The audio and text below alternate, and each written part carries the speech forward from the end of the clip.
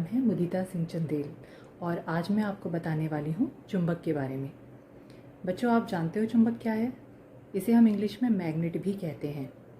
कुछ पदार्थ ऐसे होते हैं जो लोहे या लोहे से बनी चीज़ों को अपनी ओर आकर्षित करते हैं यानी खींचते हैं। इन पदार्थों को हम कहते हैं चुंबक यानी मैग्नेट। और वे पदार्थ जो चुंबक की तरफ खींचे चले जाते हैं यानी आकर्षित होते हैं, उन्हें हम कहते हैं चुंबकीय पदार्थ। ठीक है। तो चुंबक जो होता है मुख्य रूप से दो तरह का होता है। पहला है प्राकृतिक चुंबक और दूसरा है कृत्रिम चुंबक।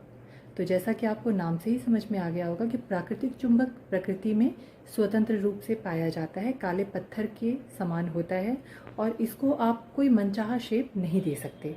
जबकि जो कृत्रिम चुंबक है उसे इंसानों ने यानी हमने ही बनाया है और इसे आप जिस मर्जी चाहे शेप में ढाल सकते हैं। ठीक है।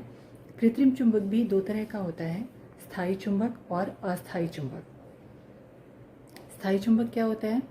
स्थायी चुंबक में जो चुंबकत्व का गुण है यानी जो लोहे से बनी चीज़ों को अपनी ओर आकर्षित करने का गुण है, ये काफ़ी लंबे समय तक बना रहता है और जल्दी नष्ट नहीं होता है। तो इसे हम काफ़ी लंबे टाइम तक उपयोग कर सकते हैं। ये लोहे, निकिल और कोबाल्ट को मिलाकर बनाया जाता है। ठीक है। और अस्थायी चुंबक क्या होता है? अस्थायी चुंबक जो आपको नाम से समझ में आ जाएगा कि ये चुंबक बहुत लंबे समय तक यूज़ नहीं किए जा सकते। इनका चुंबकत्व का जो गुण है वो जल्दी ही नष्ट हो जाता है। इसको नरम लोहे से बनाया जाता है। नरम लोहे के चारों तरफ तार लपेटा जाता है और जब उसमें विद्युत धारा प्रवाहित की जाती है तो वह एक चुंबक की तरह बर्ताव करता है, यानी लोहे से बनी चीज़ों को अपनी ओर खींचता है। लेकिन जैसे ही आप विद्युत धारा प्रवाहित करना बंद कर देते हैं, ये इसका जो चुंबकत्व का गुण है वो खत्म हो जाता है। ठीक है। कृत्रिम चुंबक भी कई प्रकार के होते हैं, जिसमें सबसे पहला है दंड चुंबक। दंड चुंबक यानी बार मैग्नेट। ये आयताकार होते हैं या बेलनाकार होते हैं। ठीक है।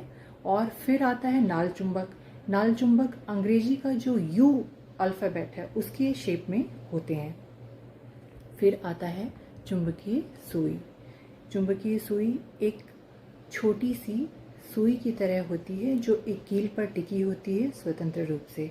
इसका एक सिरा हमेशा उत्तर दिशा की ओर ठहरता है जिसे हम कहते हैं उत्तरी ध्रुव, और दूसरा सिरा हमेशा दक्षिण दिशा की ओर ठहरता है जिसे हम कहते हैं दक्षिणी ध्रुव। फिर आता है चुंबकीय कंपास। चुंबकीय कंपास क्या होता है? ये भी एक छोटी सी चुंबकीय सुई होती है जो एक डिब्बी में बंद होती है और इसके ऊपर कांच की एक प्लेट लगी होती है। इसका भी एक सिरा हमेशा उत्तर दिशा की ओर ठहरता है जिसे हम उत्तरी ध्रुव कहते हैं और दूसरा सिरा हमेशा दक्षिण ध्रुव की ओर दक्षिण दिशा की ओर ठहरता है जिसे हम कहते हैं दक्षिणी ध्रुव। ठीक है। तो आप जानते हैं कि सबसे पहले 1800 साल पहले चीन ने चुंबक के इस गुण का जो प्रयोग करके चुंबकीय कंपास बनाया था। इस चुंबक का जो गुण होता है कि इसका एक सिरा हमेशा उत्तर दिशा की ओर और दूसरा सिरा हमेशा दक्षिण दिशा की ओर ठहरता है। तो इससे समुद्र में या जंगल में यातायात के दौरान दिशा पहचानने में मदद मिलती थी। ठीक है। तो इसकी वजह से फिर बहुत सारे नए नए स्थानों की भी खोज हुई थी। धन्यवाद।